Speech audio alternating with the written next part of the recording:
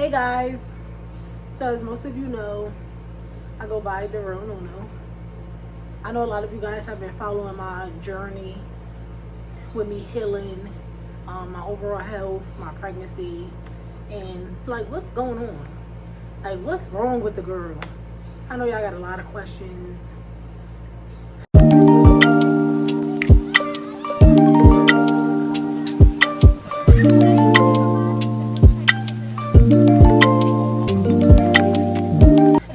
First and foremost, I want to thank everybody for the support, for all the prayers, for all the love that I get. It really helps me get by. And I just want to kind of touch base on everything, slowly but surely. Just start off slow because, you know, it is a little bit overwhelming. And I'm not quite ready to talk about certain things yet, but briefly I'll give you guys a little of what's going on with me. So it's not just like music videos, it's not just like TikToks, you know, stuff like that. So back in 2019, I was having real bad breathing and coughing problems, and I didn't know what was wrong with me. So to me, I was healthy. I was young. I never had medical problems before. To me, I've been healthy my whole life. So I'm like, what's going on? When I go to the doctors, I get my regular checkup. You know, like everybody, I get a physical. I get examined. I never really got checked for like other problems because I never had other problems that I was concerned about. So it's just started getting worse. Like, and I'm like, something is going on. There's no way I'm this young and I can't walk up a flight of steps without, you know, needing air. I'll be like so winded from me just walking up a flight of steps. And I'm like, this is not normal. Like, something is definitely going on. So I go to the doctor and they diagnosed me with asthma without even testing me for asthma. They never even ran tests. They just assumed that I had asthma because I was having complications with breathing. So they put me on an asthma pump. So I'm taking the pump, and the pump's not working. I'm still feeling like winded. I'm still feeling out of breath. I'm still feeling like something is going on. Like, this is not the solution to the problem. Like, this is not it. So I go back to the doctors. And I'm just like, these asthma pumps is not working. Like, something is going on. So they give me another asthma pump. At this point, I'm just like, okay, because I don't know what's going on. Clearly, they're the doctors. You would think that they know what's going on. So that asthma pump didn't work. They ended up giving me another asthma pump. This one had like a steroid in it. So I'm like, hopefully this works and it helps with my lungs.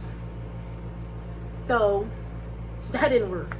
Now it's months that have gone by, and I'm sitting here just assuming that I have asthma. So I'm like to the doctor, something is going on. Like, this is not asthma. When I use these pumps, they're not helping me. They're not working. And at this point, I'm frustrated. I'm in the doctor's like, come on, y'all don't know what's wrong with me. Like, I thought that's what they get paid for. So I go from not having no medical conditions to trying to figure out what's wrong with me, to them not knowing what's wrong with me, to her having to look in deeper because the pumps wasn't working. So she's trying to call and find other resources and other doctors I could go to get a second opinion. So I had to wait for an appointment because the doctor's office that they referred me to didn't have no availability. They had nothing for the next 3 months. So mind you, it's already been months and months and months and months. Now we going into a year. I still don't know what's wrong with me. It's to the point where I'm crying out. The doctor's like, I cannot breathe. Like, it feels like when I'm talking, I'm coughing so bad. Like, I couldn't stop coughing.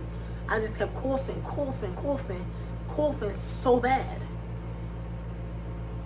And I'm just like, yo, this is not normal. Sure enough, I finally got a appointment with the doctors, and they ran so much tests on me, took me in, and I had to wait for my results. This is months later, so now we're almost a year in, and I had no idea for this whole entire time what was going on with me. I had no idea my diagnosis. I had no idea that I even had medical conditions. When it was asthma, I could take that. Like, oh, I got asthma. I'm like, oh, damn. I wait till I get in my 20s to get asthma. That's how I felt. Like, now I got asthma. Like, that's crazy. But I could take that. It's just asthma. That's how I felt. Turns out it wasn't asthma. It was asthma, but it was other serious medical conditions that I'm not quite ready to talk about yet. I haven't really discussed it because it's just like a lot. So I figure I'll get there when I am ready. But the doctor came out. They told me, you know, I had to wait for my results, and they'll be in touch with me and let me know once all my labs come back. I had to get scans. It was so much for that day. So I got scheduled another appointment. I ended up coming in, and they had a booklet. So I'm looking like, I didn't have a booklet if I have asthma. Like, what's going on? Like, and they had like so many different diseases that they said that I have. So I'm just looking, and instantly I started crying because it's like, are you sure this is my papers? Like, that's how I felt at the time. Like, are you sure this is mine? Because I'm healthy, I assume. I thought I had asthma. Like, it's asthma and like 7 other diseases. And I'm just looking like, how could this, how? Like, what happened? Where did this come from? What's going on? How did I develop all this stuff? Like, when, how? I was just so confused. You go from having no medical problems to having about 8. So I was so overwhelmed in the appointment. My appointment was literally like 3 hours because he was going over everything with me, asking me questions. Is it genetics? Do anybody in my family have this one, this one, this one, this one, this one? And I'm just like, I don't even know half of my family. I don't know what they got. I don't call like, hey, Aunt Susie, do this run in the family? Like, I didn't, like, it was just so overwhelming. And I'm just sitting here like, this is a dream. Like, it didn't even register. And I just held the booklet and I listened to the doctor, and I'm just looking like, is this serious? And turns out it was serious. More serious than I thought. So, here we are. Fast forward, they prescribed me medication. Told me I had to go be on meds to help everything and hopefully fight off some of what I had. And some of what I had is not curable. So once they said it wasn't curable, and like I can't get rid of it, and I'm like stuck with it, I was just like at a loss for words because one of the diseases is really deadly, and they like put a time frame on it, like, you have this long to live, and I have a son. So that's all I kept thinking about. I was like, I have a son, I have my baby, like.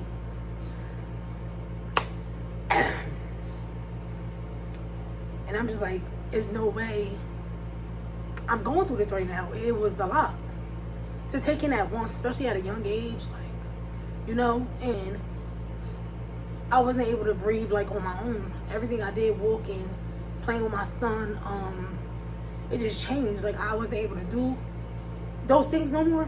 Even like getting myself dressed, it just all hit me like at once.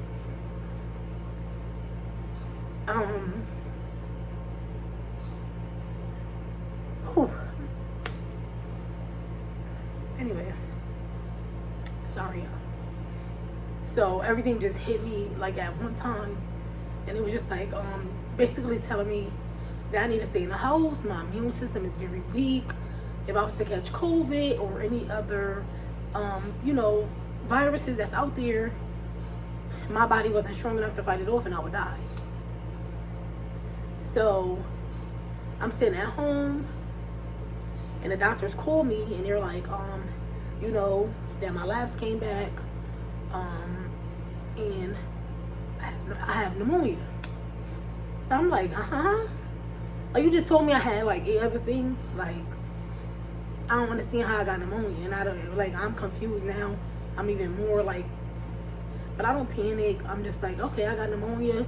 What do I do to get rid of pneumonia? Like, I don't get what's going on. Like, everything just crashing. Like, if an accident happened, this was like shh, shh, shh, all at once. So I'm like, I got pneumonia. How did I get pneumonia?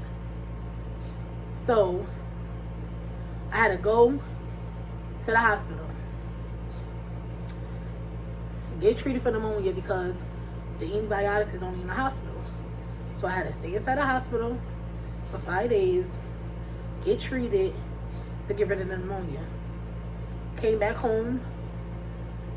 I was home, and I remember my son asked me, can you go to a Halloween party? We already been in the house for months because the doctor had told me that if we was to go outside, I will basically die, because this is when COVID was like real big and everybody was catching it, and I didn't catch it, and I didn't want to catch it, and I didn't want my son to catch it. So I took my son out of school.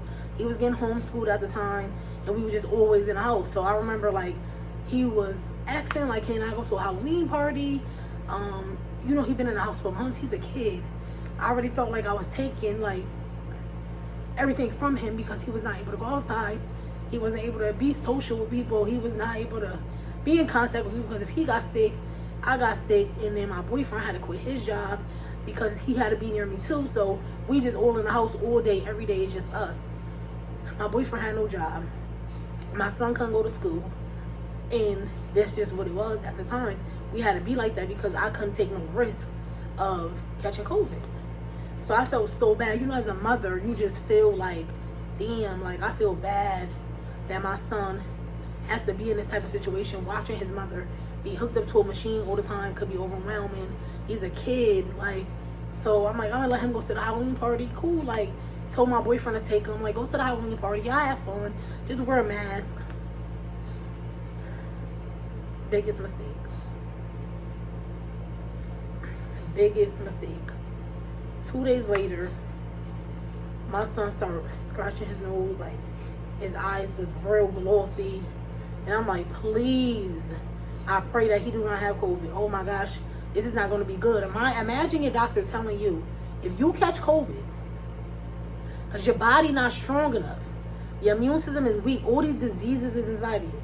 One of them are deadly, and you just catching it by this much because of how long they waited to find out what was wrong with me. So imagine the fear in my heart. And I'm like, oh my gosh, if I got COVID, like, this is not good. Like, this is terrible. This is the worst. Like, but I don't believe in men telling me when I can and cannot live. So I didn't let that part of it really, like, affect me. But you still let it, you know, it still be on your brain because it was said and it came from the doctors. And I don't know what results they seen and how it looked and these diseases. I'm learning as I go. So sure enough, he tested positive. So now I'm stressed out because he's sick. He was all over me. I'm thinking I should have never let him even go outside. I should have stuck to our routine, being in the house. And now he's sick with COVID. So I know I'm sick. So when he tested positive, I woke up the next day and I'm like, to my boyfriend, like, I can't taste. He like, what? Because now he's getting scared because he don't want to catch COVID. So I'm like, no, I can't taste. Like, and I'm like, go get me some salt and vinegar chips, because you know them chips is real salty. Them chips is real strong. So I'm like, go downstairs and give me the salt and vinegar chips. I want to see. Eating the chips, can't taste nothing. So I'm like, go get some Lysol. You know Lysol is strong. I'm spraying. I can't smell. Now I know I got COVID.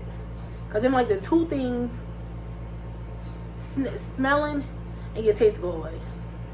I get a test, take a test, and it's positive. And I'm just like, no way.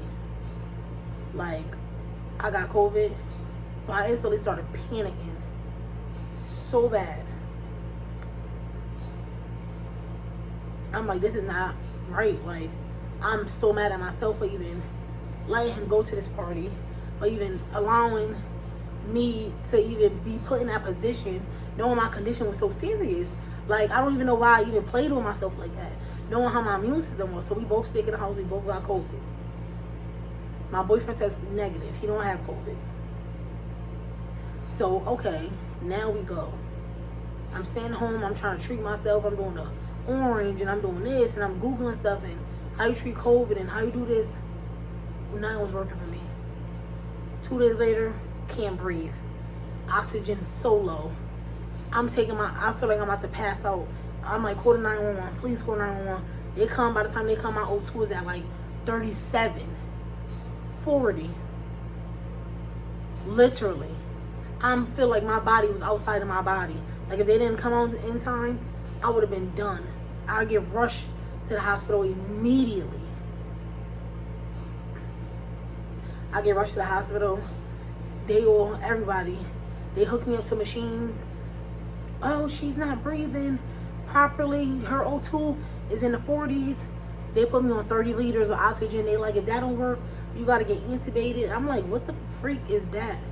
Like, what is that? I guess they put something down a tube or something. I'm like, what? Like, but I'm praying that the 30 liters work. They got me on 30 liters of oxygen.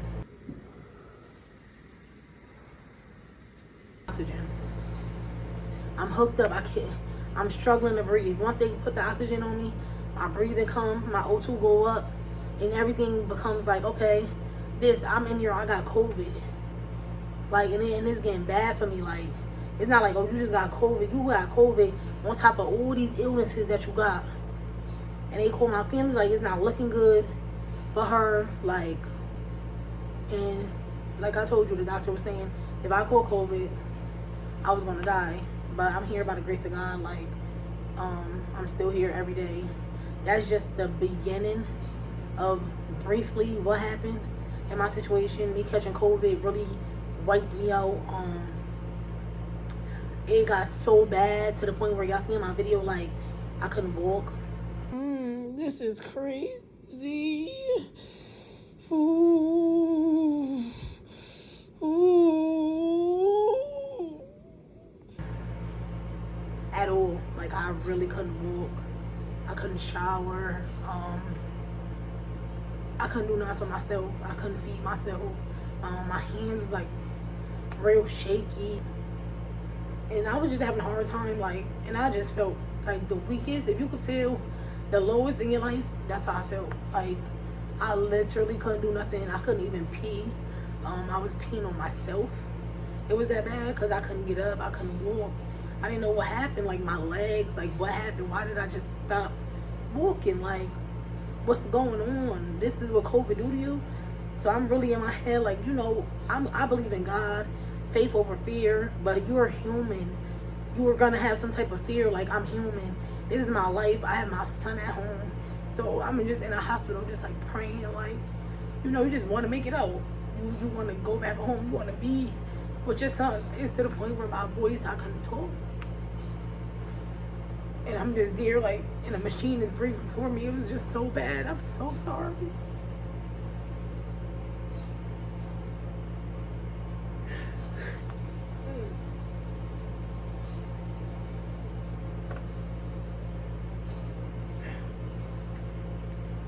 I'm sorry, guys. It's a lot.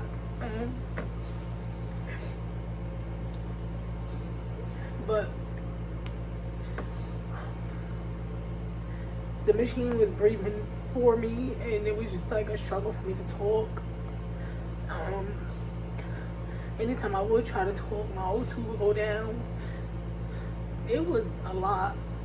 And my big thing was, like, I got my son, and he would just ask me, like, you know, but mommy, when you coming home? And I would ask him, like, when can I leave? And they don't know. Because I couldn't even breathe on my own. So how could you leave when this machine is breathing for you? And if I get off of it, I'm gonna not be able to breathe fully, period. So every day, like, I just prayed. I listened to my gospel, and I just kept my faith. Like, I kept telling myself, like, you're not gonna die, you're gonna live. I was speaking life into myself, and just overall just telling myself, like, faith over fear. You're not gonna die. No doctor can tell you when you're gonna die. They're not God. And I would just play my gospel every day, all day. And I would just sit there, like, the only thing that would really break me is my son. It was more so like, I don't want to leave my baby. Like, it was more so stuff like that. Like, it was just too much happening at one time for me. Like, literally, it was too much happening at one time. It go from, you got this, you got that, you got asthma, you got this disease, that disease, you got pneumonia. Then when there was COVID, where they said if you caught COVID, you would die. So you just in here every day, and I just fought. Like, every day was just me and God. Like, every day. And I would not stop. Like, so that's briefly of what happened. I'm going to do a part 2. Feel free to leave any comments. Feel free to ask me any questions. I'm so sorry for crying. It's very emotional for me. This is why I took so long to talk about certain things, because this is a lot for me to talk about. And that's why I'm not ready to talk about the other stuff. It's just a lot. So please bear with me. I really appreciate it. I appreciate all you guys for being on this journey with me, for watching me, my healing journey, for supporting me, because it really means a lot and it really goes a long way, believe it or not. And I just want to tell you to stay encouraged, no matter what you're going through, no matter what you're battling with, no matter what you're facing with. You matter. You are somebody. You are healed. Do not believe in what man says. Always keep your faith in God. Never give up. Stay beautiful, and most importantly, stay you. Don't let nothing change you.